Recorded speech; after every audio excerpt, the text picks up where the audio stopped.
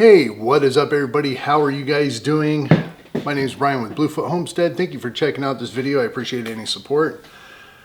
Yeah, it's game over. It's damage is already done.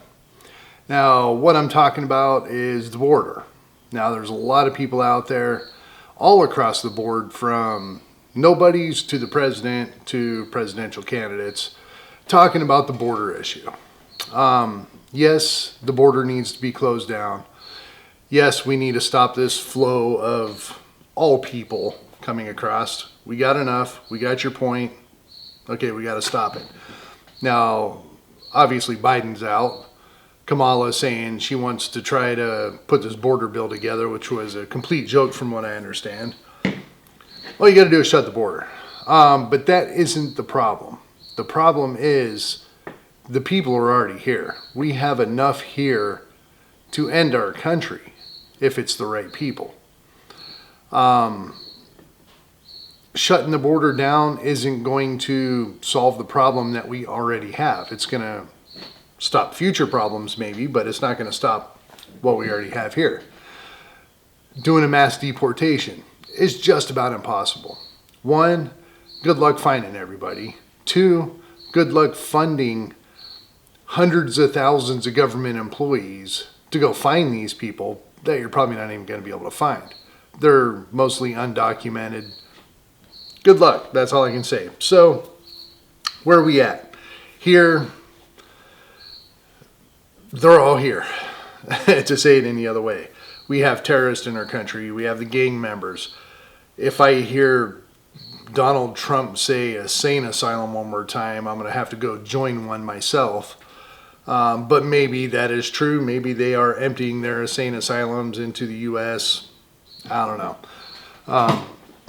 I haven't really seen it.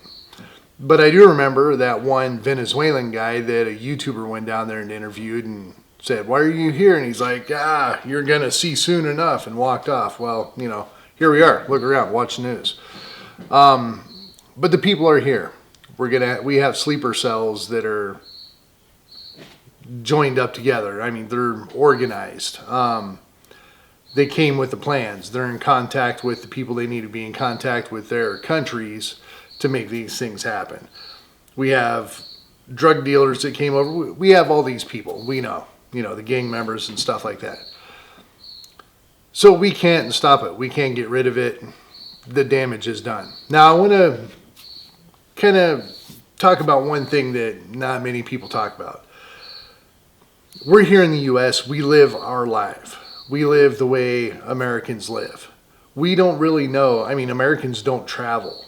Very few Americans travel. You go to Europe, everybody travels. They take holiday. We don't do that. We travel within the U.S. We go to a timeshare in California or something like that. We don't travel worldwide. On top of that, when we do travel worldwide, we don't necessarily go to the bad areas. We go to the highly populated, highly touristy areas in Rome, in Madrid, Spain, or something like that, to where things are fairly well.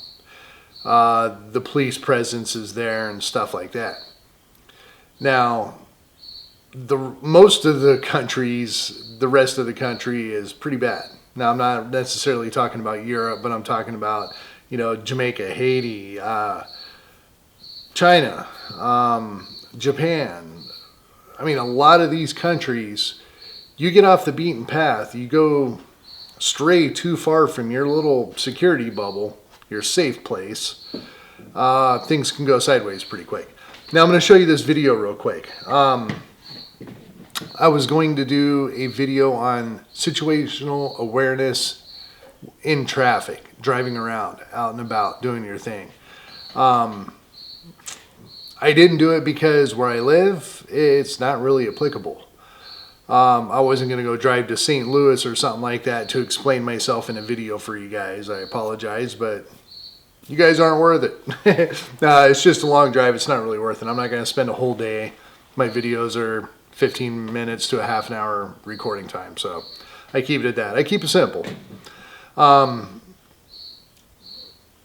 But if you're in a city, there are a lot more threats that you got to worry about that are here now, but they're not happening yet. But I guarantee you they're going to start happening. So check this one video out here.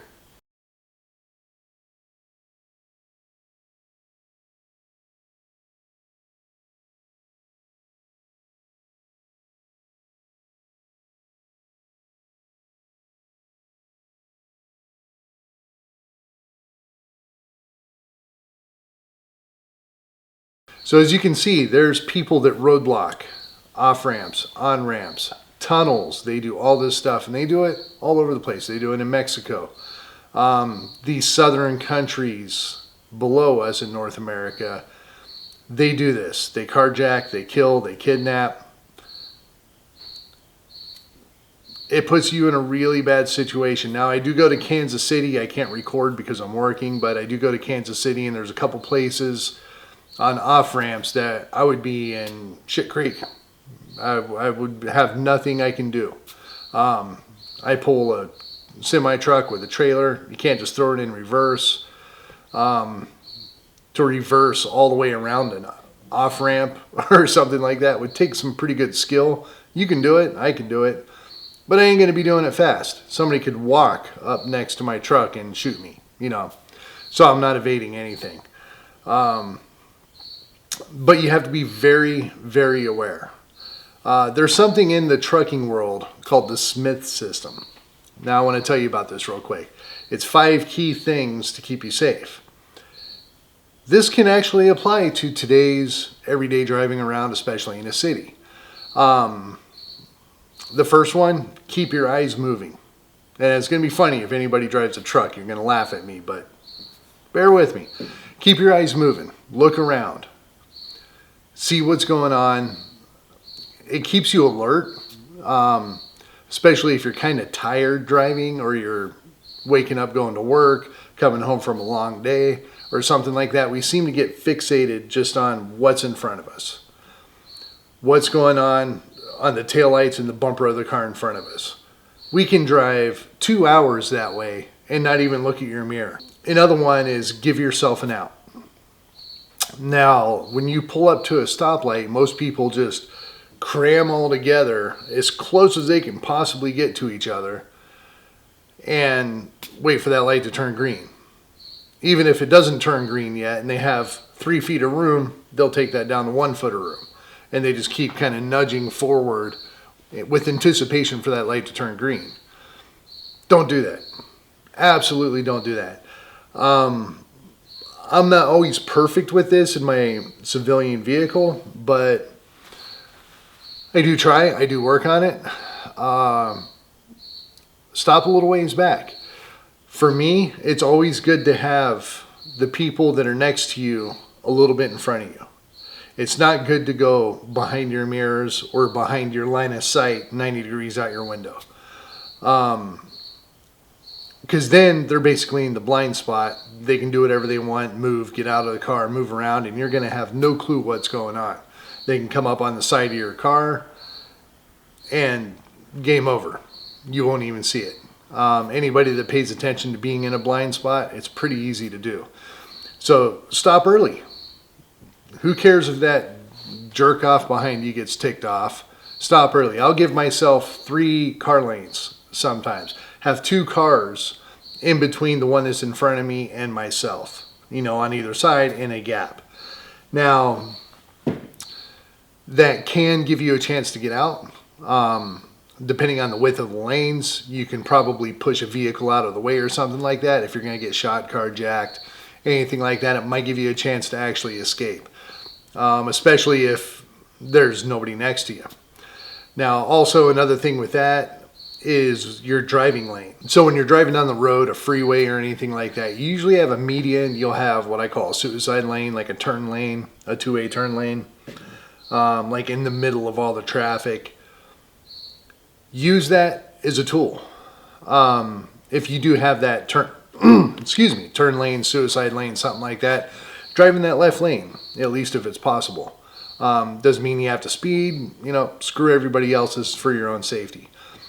Because if somebody decides to come up and block you in, you're going to see it. If somebody comes up from behind you out of their car with a pistola in their hand, you can just crank the wheel to the left, maybe take them out, and escape. You can get out in that suicide lane and take off. On a freeway and a lot of other places, you might have a bike lane on a city street or a median, even a dirt median or something like that. If you're all the way in the right lane, I'm talking about a 3-lane highway or a 3-lane road. You can ditch out on the right, go down a median, go down the dirt, completely cross a dirt median or a landscape median to get onto an access road or another road. Definitely helping if you have a 4-wheel drive vehicle or something like that, if you wanted to go as extreme to do that. But the point is it's going to allow you to get out of a situation. So kind of, give yourself an out on the left, the right, and in front of you, if all possible. Don't always have a car next to you or something like that. So another one that's on there is make eye contact. I don't know if that really applies to preparedness and driving, but it is kind of good to know. I mean, if there's somebody that's kind of shady around, you make eye contact with them, they know you're watching them. That might be a little bit of a deterrent on them attacking you. They know you're paying attention. They're going to try to go for somebody that isn't paying attention that's an easy target. So yeah, that can apply. Okay, another one is see the big picture. Now, I talk a lot about looking at the big picture, look at the whole grand scale of things. This is a safety mechanism for truck drivers. See what's going on. Pay attention to everything that's going on. If you see a car that's kind of acting weird, if you see lights, police, emergency lights off in the distance, note it. If things just don't seem right, note it. Pay attention to it. See the big picture. Do your best to look at everything that's going on and kind of make conscious notes of things that aren't in place necessarily. Oh yes, and the last one is aim high in steering is what they call it. For truck drivers, this is to give you enough stopping distance. Pay attention to what's going down further down the road. And definitely applicable to the video I just showed you. Look ahead. I don't know the best way to put it into terms for somebody that doesn't drive a truck, but an eighth of a mile. If you can look an eighth of a mile up the road, pay attention to what's going on up there. Most people look at the vehicle in front of them. Maybe a little bit past it if you're going into turns or traffic or stoplights or something like that, but they don't really look past there. Look as far ahead as you can and kind of move your eyes up and down. Pay attention to what's going on in your normal driving. Glance down to your gauges, check your mirrors, and then lift your head up and look as far ahead as you can. This helps having a bigger vehicle. If you're in a little Mazda Miata and you're surrounded by Cadillac Escalades, that's going to be a little bit difficult. But you can kind of, move a little bit just to kind of get a look around some of the vehicles and try to see what's going on ahead. You can have accidents. It's just a whole lot safer, especially applicable to the video that applicable, I guess is the word for the night. To the video I just saw, if you can look up kind of around the corner or into a tunnel or something like that and see a situation that is a potential danger, long before you get there, you can slow down. You'll have time to think about it.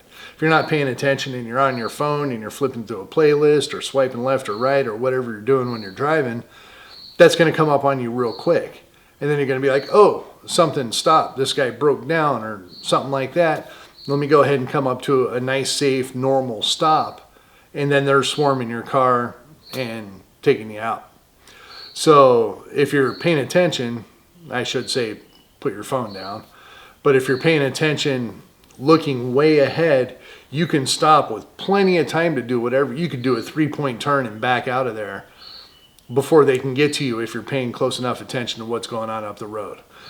So yeah, it's kind of funny to apply, not be applicable, but apply semi-truck driving CDL type safety programs that they have in place to preparedness when you're out there on your own. But I think all of these things can apply. Now, I was going to go do a big video and show you examples of all these different types of things, but I just never really got around to it. And like I said, it doesn't really apply to where I am because it's just 2-lane country roads everywhere. But I lived in Phoenix for a long time, and every single one of these applies in almost every single case. Driving multiple times a day or multiple times in one trip, I'll come across these things. It could be a hazard, a danger, a threat, anything like that if these type of things happen. Another threat, I mean, I was talking about all the immigration coming over. People live in different lives than they do here. One of the things is a lot of the crime is on small motorcycles and mopeds. So mopeds and scooters aren't very common here. Yes, you see them every once in a while. Yes, it's usually some bookworm girl driving one, or sometimes an old man or something like that. But there's kind of a stereotype to the people that drive scooters. Now, if you see some 30-year-old possible immigrant nationality with another 30-year-old immigrant type nationality sitting behind them, that's usually a big red flag that they might be in a crime. Because what they do is they'll pull up next to somebody, the guy jumps off of the back, does whatever crime they're going to do, jumps back on the scooter, motorcycle, whatever it is, and boom, they're gone. Now to muggings on mopeds. People in the city are worried about the increasing number of criminals using mopeds to carry out snatch and grab robberies. CBS 2's Astrid Martinez is looking into this crime wave. Blink and you might just become a victim. Riding quickly along our roads and sidewalks, mopeds are central to a crime trend seen recently across New York City. Yeah, it's scary. I'm just off for a run right now, and I was thinking I wanted to wear a fanny pack with a water bottle and my phone in it, and then I was like, why would I put something that could be snatched? The latest mugging on a moped happened right here across the street from the heavy trafficked Guggenheim Museum on East 89th Street. It must have been shocking and scary. Police say 2 men on a black moped tried to grab a woman's necklace early Saturday afternoon as she walked with a friend. Surveillance video shows the 2 suspects riding along the sidewalk and stopping in front of the 2 women. She fights him off and both men flee. Officers say the attackers are males approximately in their 20s with thin builds. It's a very popular way to commit crimes in South America, in Northern America, in Europe, and all these different places around the world. Okay, so yes, I just wanted to kind of touch on this thing and maybe make some people aware of some safety things that you can do while you're out driving around, even if you're just going down to a quick trip or something like that, grabbing something to drink or whatever, you know, just a short trip or a long trip. All these things can apply to you while you're driving. So pay attention to your surroundings, pay attention to yahoos on scooters, pay attention to any sort of roadblock anywhere, even protesters. Be wary. All right. Thanks for watching. I do appreciate it. That's all I got for today. I will talk to you guys soon, and peace.